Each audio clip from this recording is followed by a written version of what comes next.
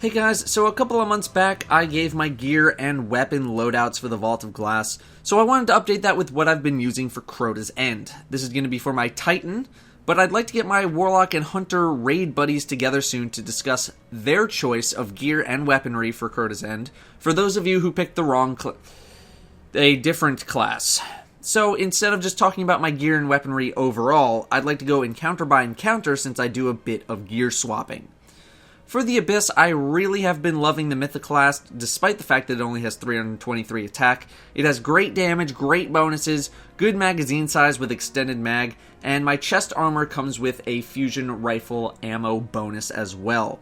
A lot of people have asked why I don't use Hawkmoon, my favorite weapon, and it's because Hive move faster than Vex. Thrall move very, very quickly and erratically. Assuming accurate fire, the Mythic class is capable of killing nearly the same amount of enemies per magazine that Hawkmoon is capable of. I would use Fatebringer first, before Hawkmoon for the Abyss, given that they are both a one-shot headshot to Thrall, and Fatebringer has the added bonus of Firefly. But I'm not going to sit here and say that Mythic class is definitely the best weapon for Crota's End for the Abyss encounter. It's just what I happen to like using for the place because I think it works very, very well. People use Fatebringer, Mida, Suros, Hawkmoon, Satyrian Rapier, and do just fine. Going into the Special and Heavy, I usually end up equipping Black Hammer and Hunger of Crota, but I usually don't use them until the very end. What I should be doing, and what I've been trying recently, is equipping stuff like Swordbreaker and a Heavy Machine Gun. Then switching back to Black Hammer at the very end. Fusion Rifles do some good work on Thrall as well. I've been experimenting with Swordbreaker lately, and man, do shotguns need a PvE buff. At least this one does. I don't like it as much as I was hoping that I would like it. Using a rocket launcher during the sprint is incredibly risky due to the fact that you can blow yourself up so easily. I've been trying to get into the habit of using my Harm's Way Heavy Machine Gun, which I've been liking for the Abyss. Armor-wise, I use a full set of raid gear along with Helm of Saint 14. Saint 14 Titans are great for the Abyss, especially at the finale during hard mode for crowd control. Word of Dawn can be used both offensively and defensively, or used to gather a lot of Thrall in a tight place for your teammates to kill or escape from. The stats I aim for on my raid gear are Intellect and Discipline, simply because they are the strongest stats, but for the Abyss, an Intellect Strength build isn't a terrible idea, at least as a Titan. Going with a Strength build with Force Barrier isn't the worst idea in the world. However, matching your Intellect for the Abyss is the ideal for ward spam. The spec I use for the Abyss is as follows. I use Magnetic Grenade, Increased Height, and I use Blessing of Light on my Ward of Dawn as opposed to Weapons of Light, because I'm very rarely using my Ward of Dawn for offensive purposes. Most of the time it's for crowd control or defensive purposes, keeping my teammates alive, etc., etc.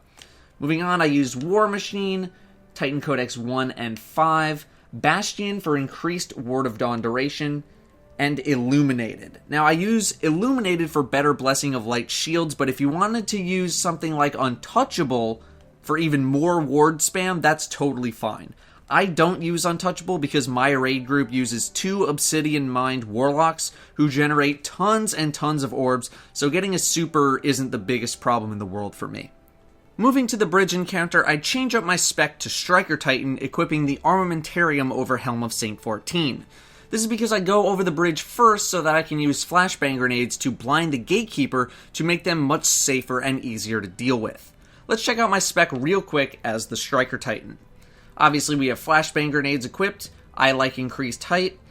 I use Aftermath essentially 100% of the time because of the void zone that it creates. Enemies will stay away from the area, and if they don't, they just die.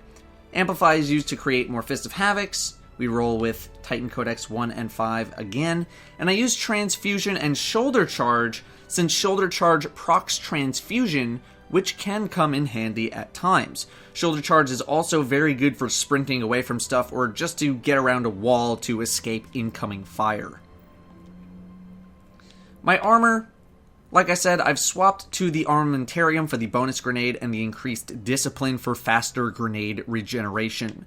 My helm is a full strength helm only because that's been the only helm that I've gotten that has good bonuses on it, but I am leveling a new helm that I got recently which has some discipline on it and also has the same bonuses as the full strength helm. My weapons change up slightly from the Abyss. I still use the Mythoclast here. I've experimented with Hawkmoon and other weapons, and Hawkmoon is, pretty good here, but the problem is that Hawkmoon doesn't one-shot Acolytes unless you get a luck proc. Using Mythoclast makes dealing with Thralls a little bit easier as well. I feel like hitting a Thrall is easier with Mythoclast over Hawkmoon, and if you miss with Mythoclast, it's not as big of a penalty as opposed to missing with Hawkmoon. My special is Black Hammer. It's great for taking out the boomers, especially since I'm the first person over. Being able to permanently stun lock them is very, very important. Hunger of Crota is good for ogres or big clusters of enemies, not to mention that the ogres are incredibly deadly, and if you're in their beam for a short time, you're basically dead, so it's easier to pop a rocket and hide. Moving to Ear-Ute, I usually stick with my Armamentarium Striker Titan Flashbang build, same build, for the extra blinds on the Hallowed Melee Knights, since I usually go to the left if you're facing the doorway to first walk into the main area, and there are significantly more enemies on that side. So I use flashbangs to blind enemies in the doorway after we've killed our wizard, so my teammates and I can go in and kill the Shrieker with minimal issue. What also works here is a Saint 14 Titan just dropping a bubble right on the doorway to blind anything in the area.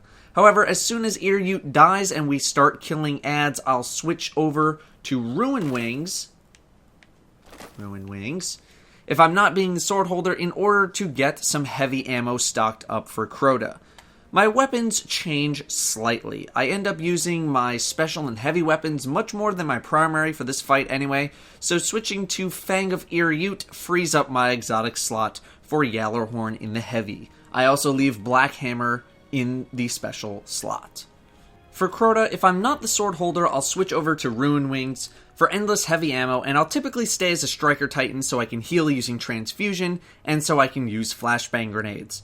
I don't have to use my exotic slot on something like Suros or Red Death since I can heal, leaving it open to use Yallarhorn, where I'll then equip Black Hammer and Fang of Ear-Ute in these special and primary slots.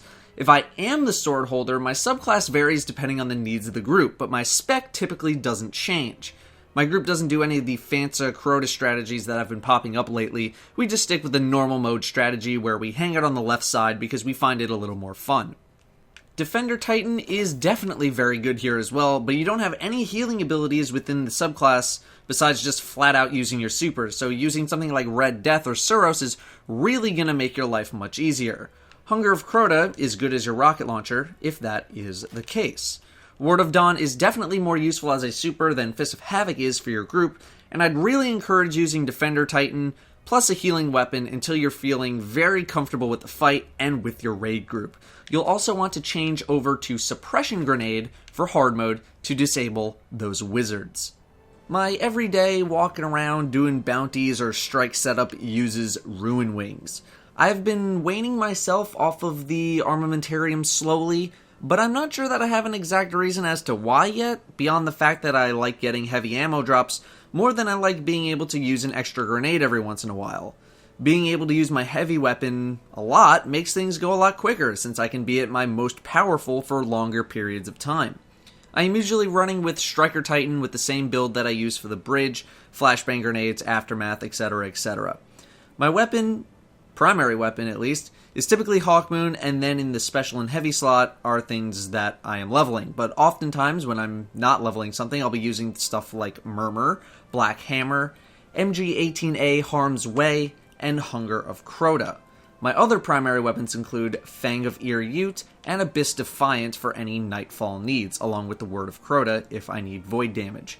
I also own a Badger CCL, but this is only because I wanted to test it out versus something like another NITC, of which a comparison is still under review.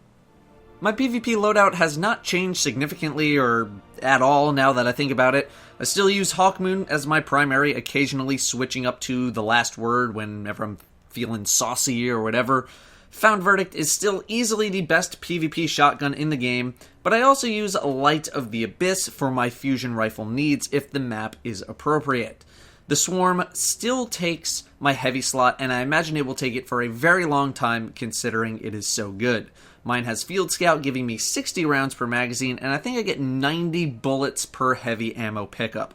My PvP build is the same as the Striker Titan build I posted a while ago. I use the Armamentarium with 2 lightning grenades, and I also use Aftershocks and Aftermath. I'm terrible with Shoulder Charge, so most of the time I will just use Unstoppable to make sure that I actually get my Fist of Havocs off. Anyway guys, that is my Titan setup, and has been my Titan setup for the Dark Below.